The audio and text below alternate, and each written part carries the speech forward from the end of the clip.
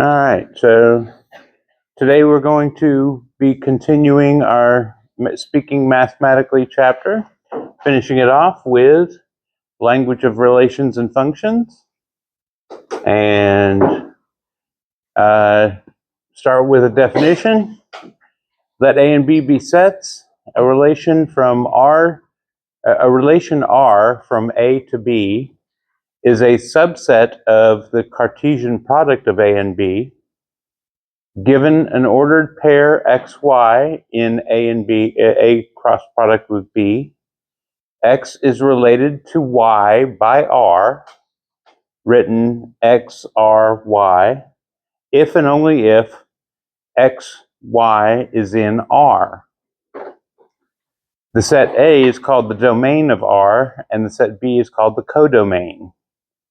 The notation for a relation may be written symbolically as the XRY means that XY is an element of R.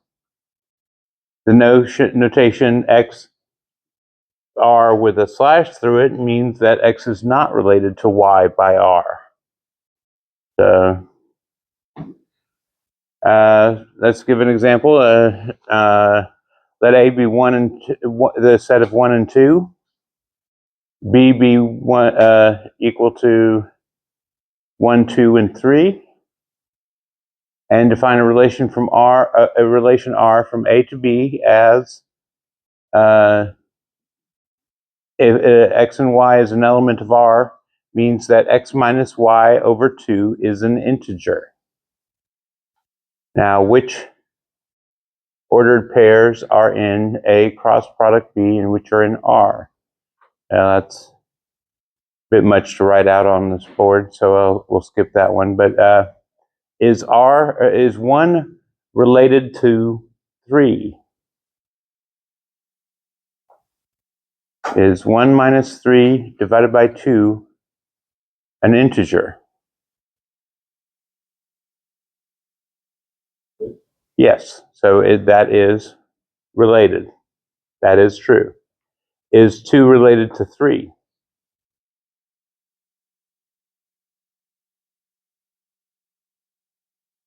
Nope. Because 2 minus 3 is minus 1 over 2 would be minus a half, which is not an integer. Is 2 related to 2?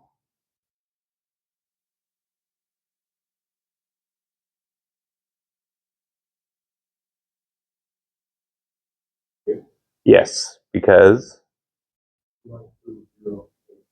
over 2, which is an integer, yes. And the domain and codomain of R?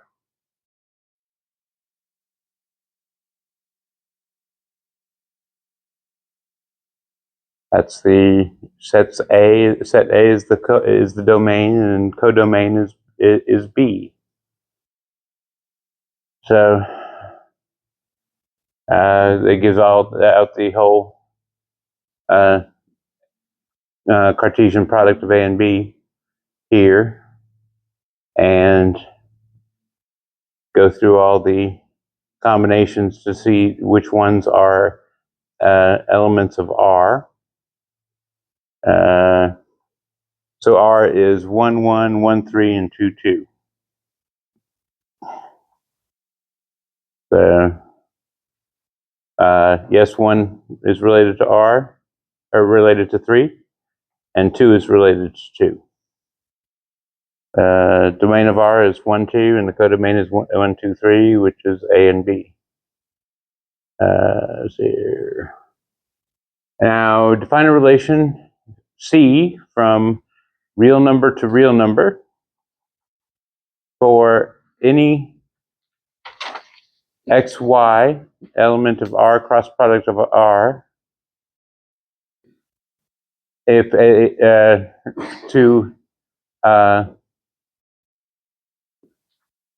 for X and Y to be an element of C means that X squared plus Y squared equals 1. You might recognize that equation from I guess calculus or analytic geometry, whatever you took for that. as being the unit circle formula. So is 1, 0 an element of C? I saw one nodded head. Yes, it is. Is 0, 0? Is the origin part of the unit circle? No. It's in the center. It's not on the circumference. Minus 1/2 square root of 3 over 3. Or is it square root of 3 over 2? Sorry. I believe that is on the unit circle. 1, 1 is not. 0 minus 1 is. Minus 2, 0. Is that on the unit circle? No. No, it's not. What are the domain and codomain of C?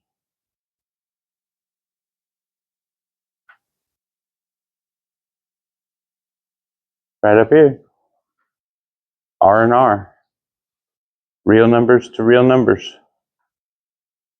Graph of C by plotting the points of C in the Cartesian plane comes up with a unit circle around the origin. So goes through all those.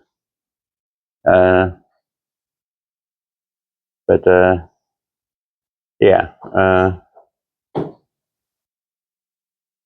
And then you get the unit circle around the origin. The arrow diagram for a relation. The textual definition of a relation and all that sort of stuff can be hard to follow. If you draw it out in graphical form, it's a little easier to grasp. Suppose R is a relation from set A to set B. The arrow diagram for R is obtained as follows. Represent the elements of A as points in one region and the elements of B as points in another region.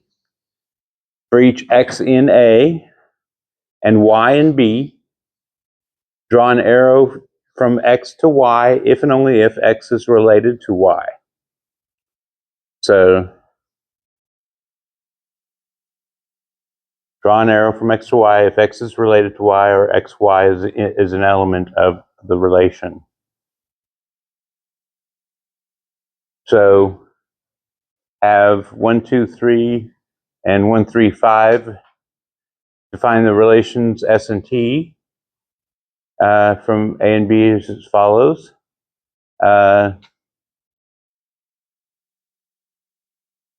S is X is less than Y, and T is 2, 1 and 2, 5. The arrow diagrams for that show how that works. 1 is less than 3, 1 is less than 5. 2 is less than 3, 2 is less than 5, and 3 is less than 5. So for the X is less than Y relation, the arrow diagram looks something like this. For T, it just had the two relations, 2 to 1 and 2 related to 5. So the T relation only has 2 arrows. Does that graphically make more sense than the verbal explanation given earlier? Yeah, it's a little bit easier to see and grasp all at once. Picture's worth 1,000 words and all that stuff. But yeah, you do not need to have an arrow coming from or going to all elements. Like T doesn't have an arrow coming out of 1 or 3 and no arrow going into 3. So a relation does not have to use all the elements of the two sets. Now functions. Functions are a particular type of relation. A function f from a set A to set B is a relation with domain A and codomain B that satisfies the following two properties. I kind of lump this all into one property myself, but for every element A and X, or X and A, there's an element Y and B such that XY is in F. Definition of a relation. For all elements X in Y and Y and Z in B, if X and Y is an element of F and X and Z is an element of F, then Y equals Z. Well, what does that mean? It doesn't, kind of hard to follow verbally what's going on with that. So I lump this all together. For every element X and A, there is a unique element Y in B such that X, Y is an element of F. So for every element in A, there is exactly one element in B that it is related to. Okay. Graphically, let's see here.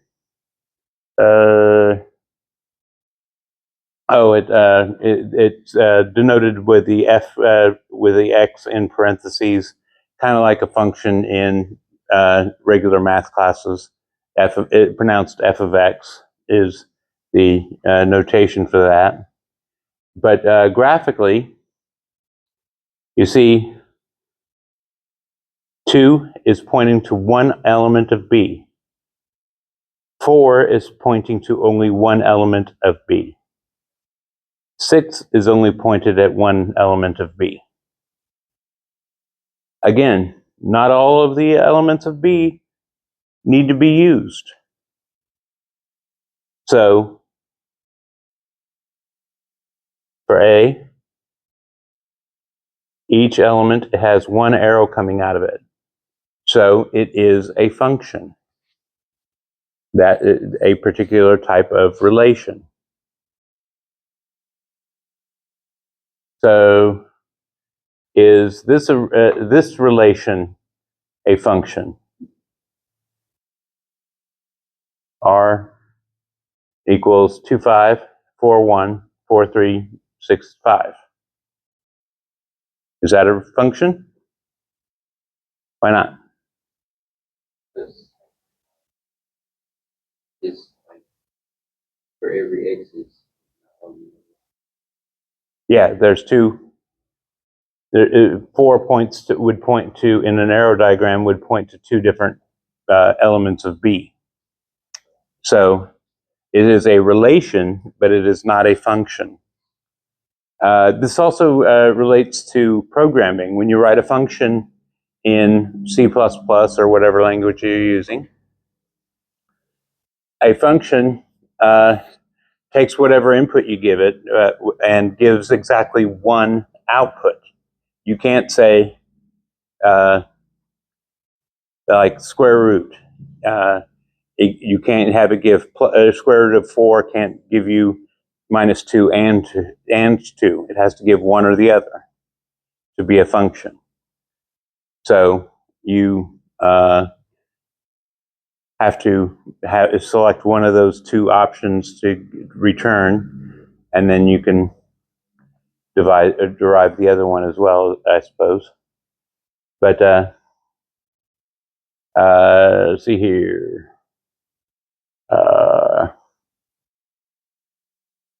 Y equals x plus 1.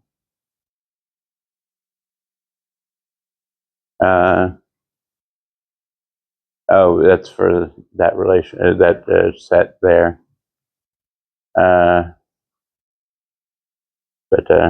But yeah, this is a function because only one arrow from each element of the domain. R is not a function. Yeah, we covered that. Didn't, this is, S is not a function because no arrow comes from 6 to an element of B. All inputs have to be valid. All inputs have to give a valid output for it to be considered a function. So,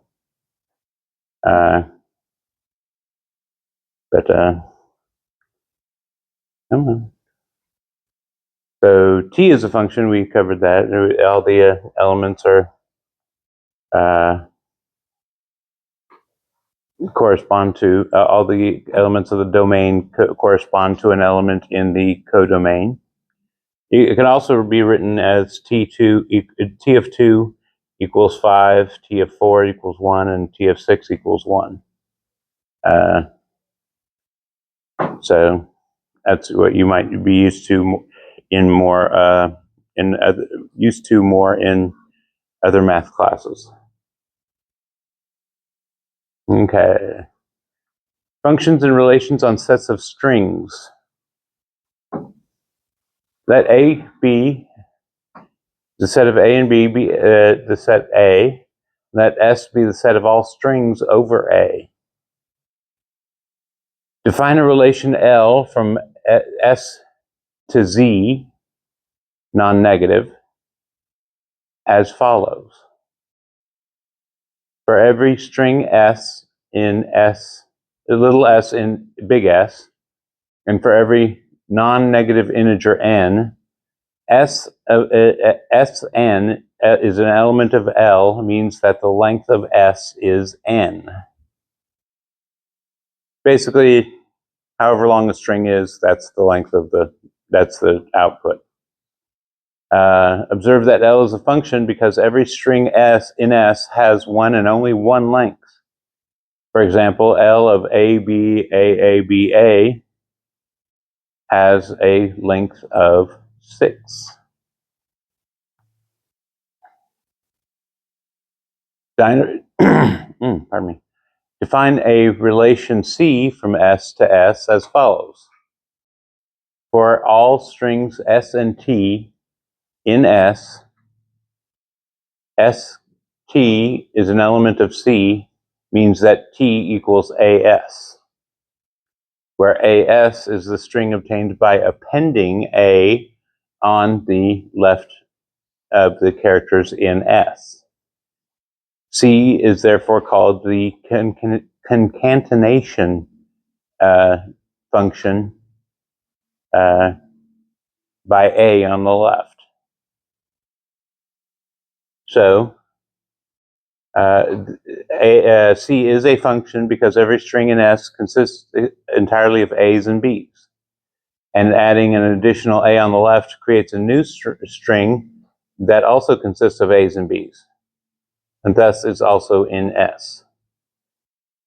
So C of ABA, ABA would be AABAABA because it concatenates an A to the left of the input string. So, yeah. Yeah, it would be AABAABA. So, yeah. Function machines. Well, another way of looking at a function is as a machine. Suppose f is a function from x to y, and the input of little x of x is given. Imagine f to be a machine that processes x in a certain way to produce the output f of x. This is, illustrated here. Kind of a simplistic diagram, but you can think of this also as being the code. The function machine is the code that you would write a function in C++ with. So you take the input when you call the function, and when the function returns, it gives the output. The squaring function f from real number to real number is defined by the formula f of x equals x squared for every real number x. This means that no matter what real number input is substituted for x, the output of f will be the square of that number. It can be written as using the box kind of thing to, represent the blanks that the variables that you would use in the function. In other words, f sends each real number to x squared, or symbolically, f colon x arrow x squared. I personally do not care for that type of notation because the arrow is used later on in a different context. So I would basically, I'd prefer this notation on homework or quizzes and tests. So the successor function, g from integer to integer, is defined by the formula g of n equals n plus 1. Thus, no matter what integer is substituted for n, the output of g will be that number plus 1. So it sends the integer n to n plus 1 and uses that notation, that inappropriate notation again. Constant function. Functions don't necessarily have to process the input. A constant function is the function h from q to z, defined by the formula h of r equals 2. For all rational numbers r, this function sends each rational number r to 2. In other words, no matter what the input, the output is always 2. Not a very useful function, but it technically is a function because all inputs point to exactly one output. So you can use the function machine to imagery to visualize these.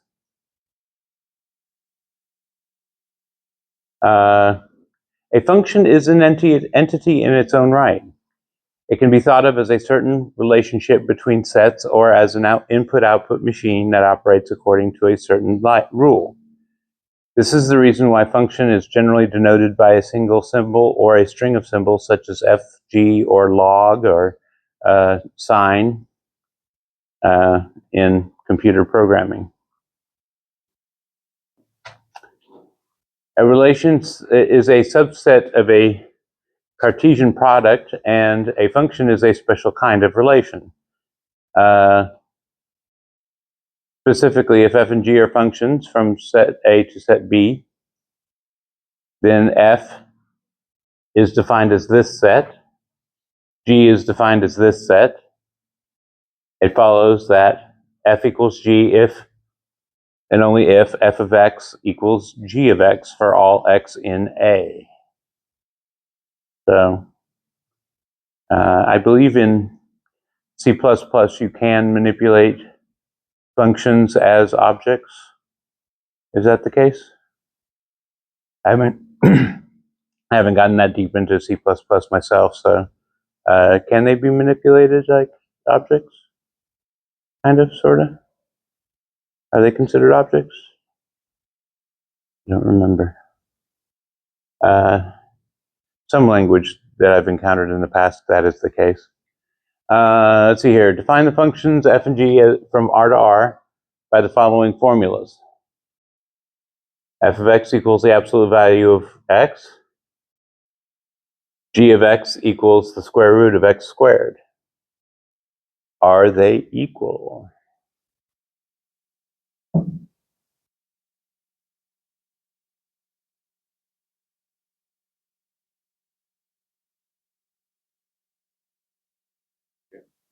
Yeah, because it would be more appropriate to say, let's see here,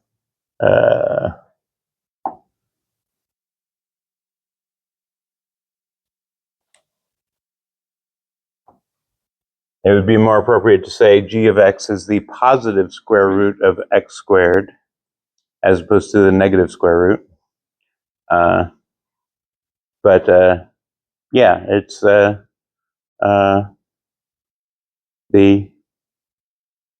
two functions are in fact equal to each other.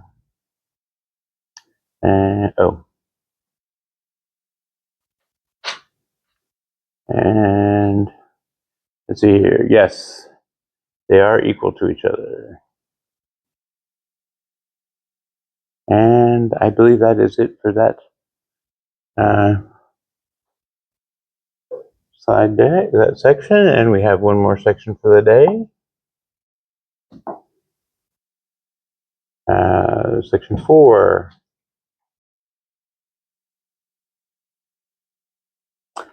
We are going to cover graphs today, the basics of graphs. So,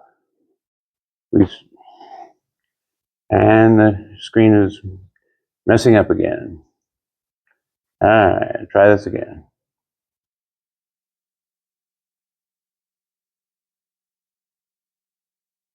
All right, language of graphs.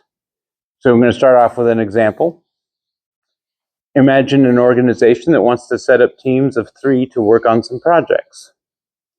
In order to maximize the number of people on each team who had previous experience working together successfully, the director asked the members to provide names of their previous partners. The information is displayed below, both in a table and in a diagram. You can see each person is represented by a dot, and their relationship is shown by a line. From the diagram, it is easy to see that Bev, Kai, and Flo are a group of 3 previous partners, and so it would be reasonable for them to form one of these teams. The drawing below shows the result when these 3 names are removed from the diagram. Okay. This drawing shows that placing Hal on the same team as Ed would give Gia and Ira on a team where they would not have a previous partner. However, if Hal is placed on a team with Gia and Ira, then the remaining team would consist of Anna, Dan, and Ed, and everyone on both teams would be working with a previous partner. So, was it Hal is placed with Gia and Ira? Oops. Gia and Ira with Hal, and that would leave Ed, Dan, and Anna to work as a team as well. You're graphically using the data to solve a problem. So, drawings such as these are illustrations of a structure known as a graph. The dots are called vertices, which is the plural of vertex, and the line segments joining vertices are called edges. As you can see from the first drawing, it is possible for 2 edges to cross at a point that is not a vertex. Note also that the type of graph described here is quite different from the graph of an equation or a function. So, in general, a graph consists of a set of vertices and a set of edges connecting various pairs of vertices. The edges may be straight or curved and should either connect one vertex to another or a vertex to itself. If you have 2 edges connecting the same 2 vertices, they are going to be parallel. If a edge connects itself to the same vertex, it still has a vertex at either end. It's just the same one. It is called a loop. And a vertex that does not have an edge going to it is isolated, which they go through here, go through in this little blurb here. The vertices were labeled with V's and the edges with E's. E5 was a loop. E2 and E3 have two edges connecting them. They're parallel. And V5 is a isolated vertex.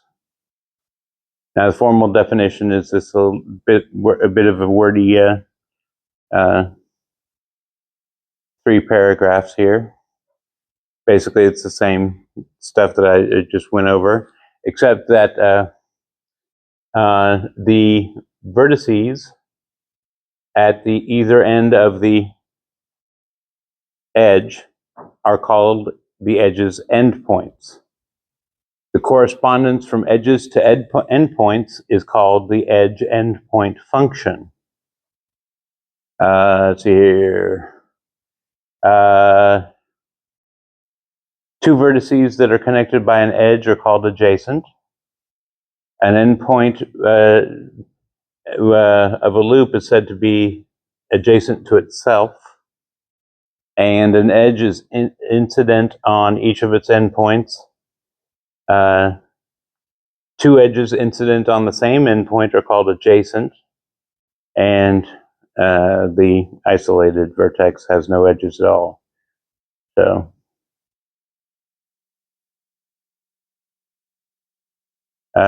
consider the following graph. Let's see here. Write a vertex set, edge set, give a table showing the edge endpoint function. Well, and find all the edges that are incident on V1, and we'll not worry about that. They can look at that at your leisure, go back and forth. But the vertex set is the set of all vertices. The edge set is all the edges. The edge endpoint function takes the edge as the input and gives a set of vertices as the endpoints as output to the function. Now, what I said earlier about a function being giving you only one and only one output, this may contain two vertices, but it is still one unit, a set. So the fact that this is a set is important later. We'll get to that before the end of the day. Because this is a set, the order doesn't matter. It could be V2, V1.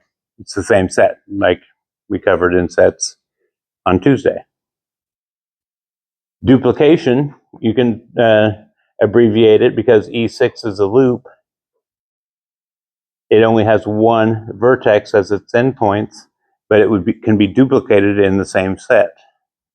Or, for brevity, just put it one time. So, V6 and V5 are adjacent to themselves because they have just an edge going from V6 back to V6, V5 back to V5.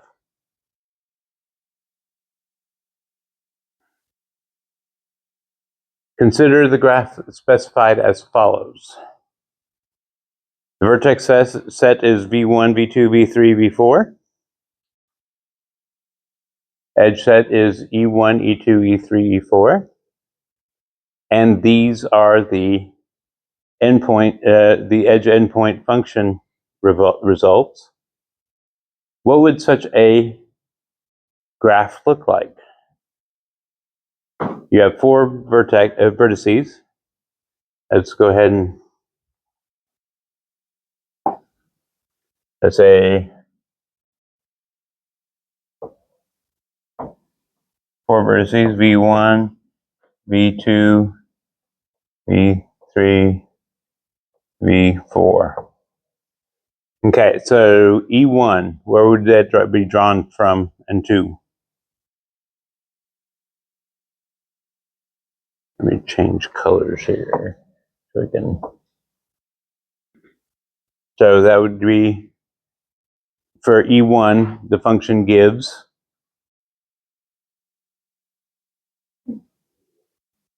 V1 to V3. E2, yeah. E3, same thing. Okay, so it's parallel. And E4?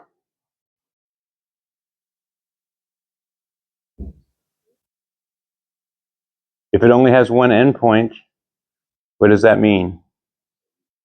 It is a loop on V3. Okay, so that's one way to draw the picture of a graph, of this graph. Okay, so there's more than one way to do it though. So we see they did it quite a bit differently. But they are equivalent graphs because the vertices are the same and the edges are the same. So there is more than one way to draw a graph. And labeling can be used to distinguish the labeling drawings to show they represent the same graph. So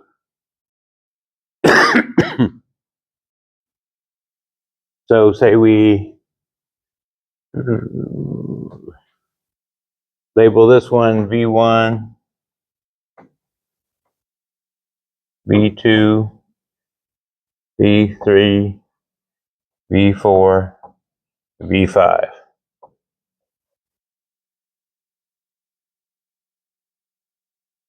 How would you label this one to make this the same graph as that?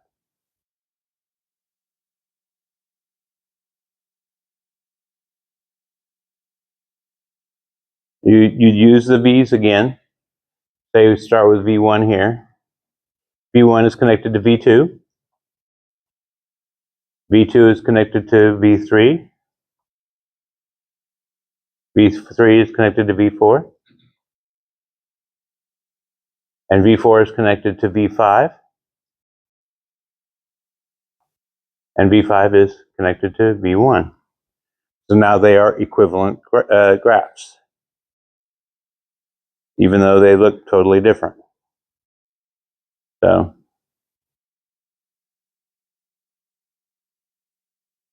let's see here. Yeah,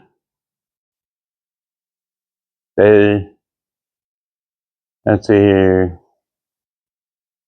Yeah, this piece of string thing going on with this, I'm not sure what purpose it would have, but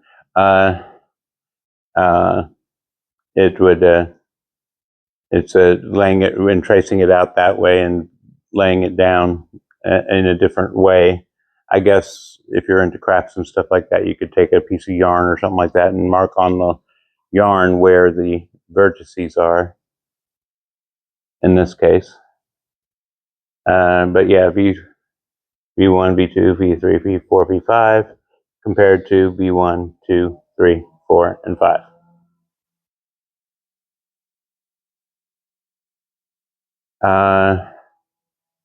This is the same, let's see here. Both drawings represent the graph, and the edge endpoint function is like so. So let's see here. Examples of graphs. Yeah. Telephone, electrical power, gas pipeline, air transport can all be represented by graphs, as can computer networks. Whether they're small LAN or a global internet, they can be represented as graphs, both logically and physically. But to determine the difference between logically and physically, take networks class. They'll explain the differences on that. Yeah, they are used to minimize the cost, optimize a certain type of service, that sort of thing. These graph manipulations. One type of network is called a hub and spoke model, where you have hubs and spokes coming off of each of the hubs. So San Francisco, Los Angeles, Denver, Chicago, Washington, New York, and Boston are all hubs, as is Atlanta, Dallas. International hub would be like Miami. A directed graph is a different type of graph. It is like an undirected graph, except that each edge is associated with an ordered pair, not a set, an ordered pair of vertices rather than a set of vertices. Thus, each edge of the directed graph can be drawn as an arrow going from the first vertex to the second vertex of the ordered pair. So the definition, a directed graph or a digraph, consists of two finite sets, a non-empty set of vertices and a set D of G of directed edges, where each is associated with an ordered pair of vertices called its endpoints. If edge E is associated with a pair VW of vertices, then E is said to be the directed edge from V to W. I have yet to see a system that uses this. I haven't really gone that deep into artificial intelligence, but I suppose it's possible. But in many applications of artificial intelligence, a knowledge base of information is collected and represented inside a computer. Because of the way the knowledge is represented and because of the properties that govern artificial intelligence, the program, the computer is not limited to retrieving data in the same form as it was entered. It can also derive new facts from the knowledge base by using certain built-in rules of inference. For example, from the knowledge that Los Angeles Times is a big city daily, and that a big city daily contains national news, an artificial intelligence program could infer that the Los Angeles Times contains national news. Actually, I'm just remembering something. This is kind of how artificial intelligence programs written in a language called Prolog work. I haven't used that language in 35 years, but ish. But you'll see the associations in this kind of small. See if I can zoom it in. So Los Angeles Times is a big city daily. It is a newspaper, and Big City Daily contains national news, and it contains local news. So by traversing this graph, you can make associations. A program can make associations between, for example, a scientific journal is a scholarly journal.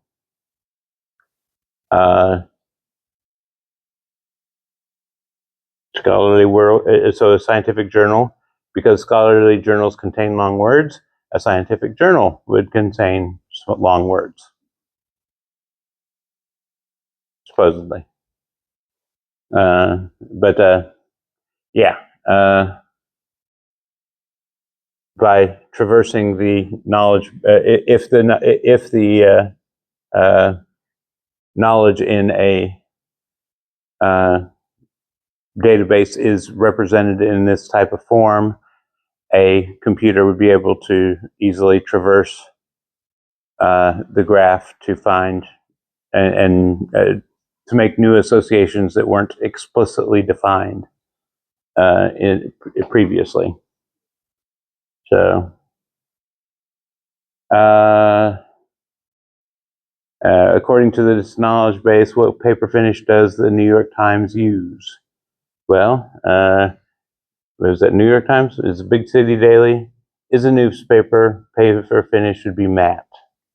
So that would be how you do it. You would traverse the graph to determine what kind of paper finish it has. Let's see here. Yeah, and it describes the process. You would follow the arrows. That's why it is a directed graph. You can't just say big city newspaper, oh, it's the New York Times, because the arrow doesn't point that way. You have to follow the arrows to determine new information or the direction of the arrow is a part of the characteristics of the relationship between the two endpoints of the digraph. Let's see here. Let G be a graph and V a vertex of G. The degree of V, denoted degree of V, equals the number of edges that are incident on V, with an edge that is a loop counted twice.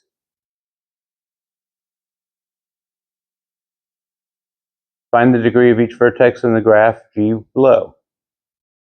V1, degree would be 0. There's no edges to it. V2,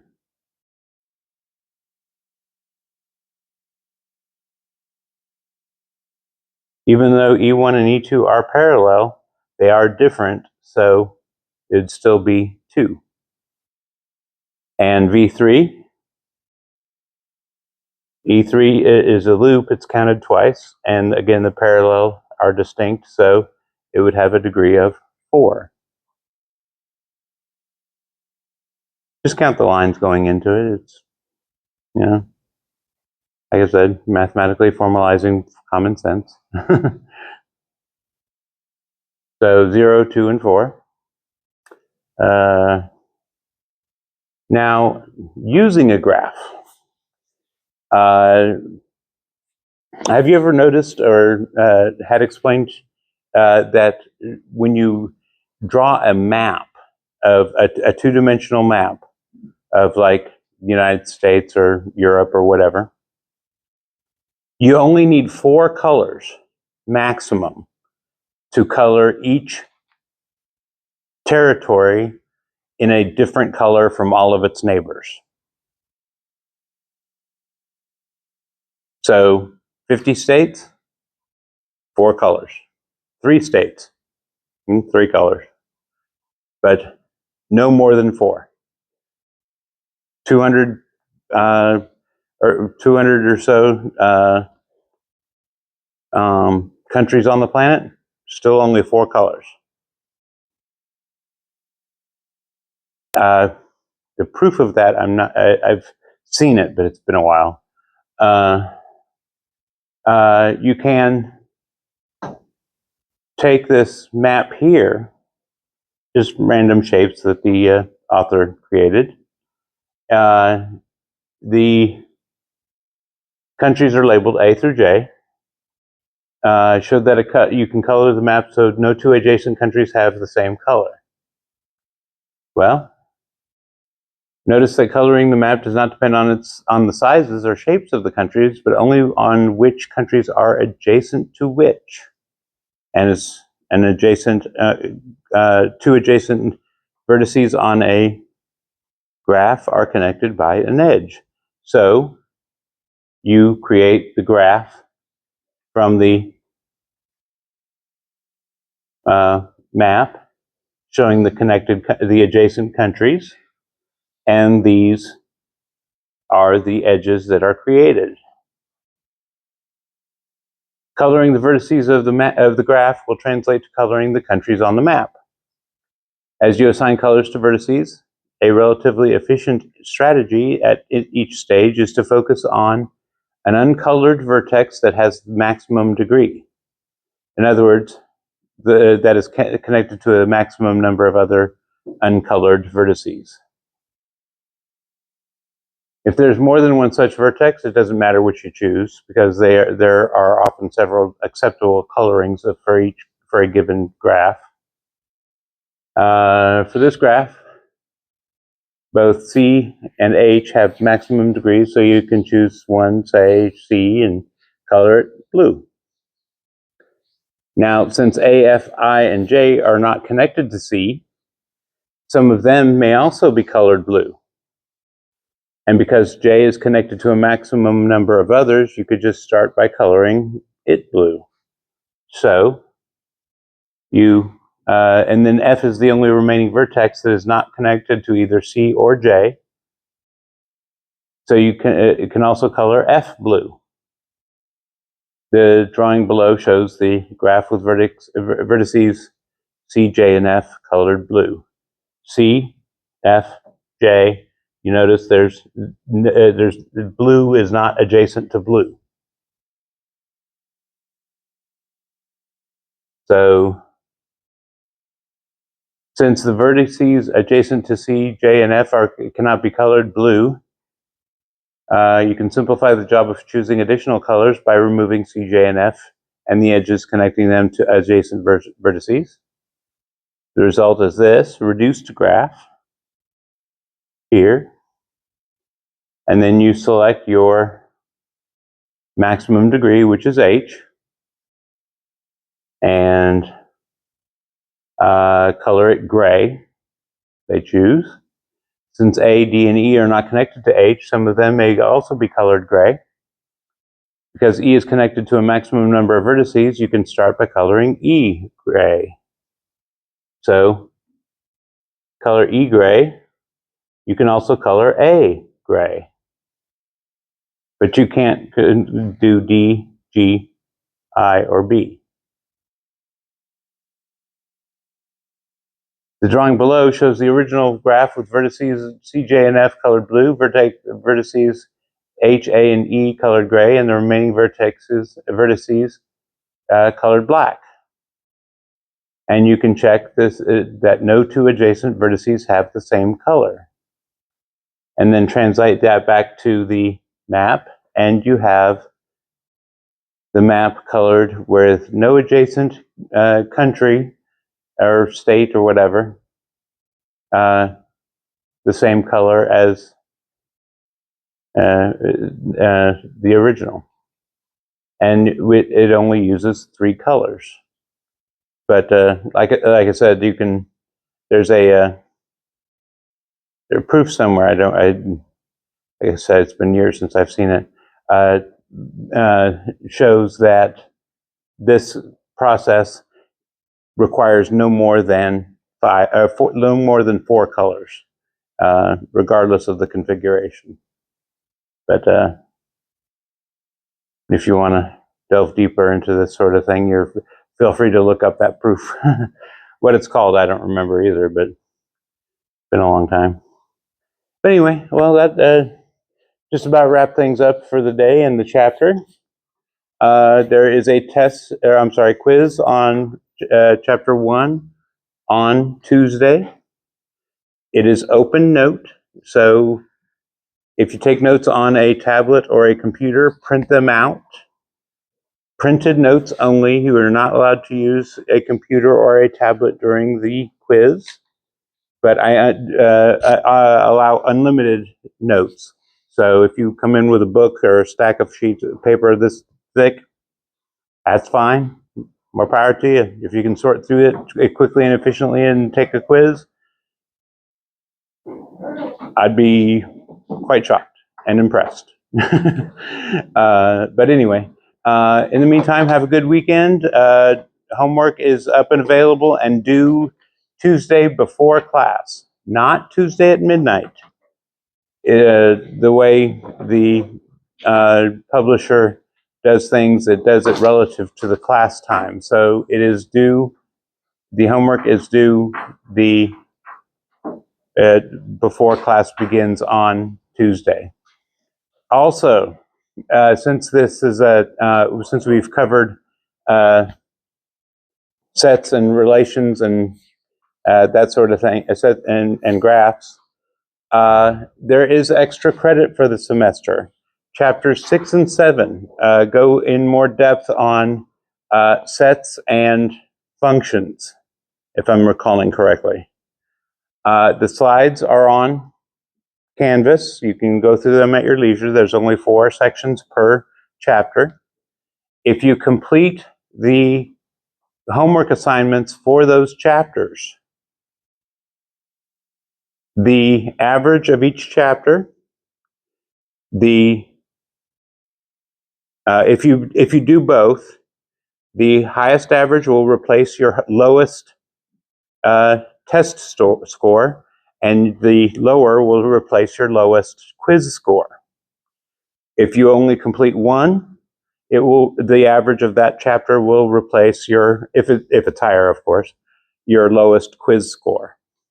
So those are the extra credit options for the semester.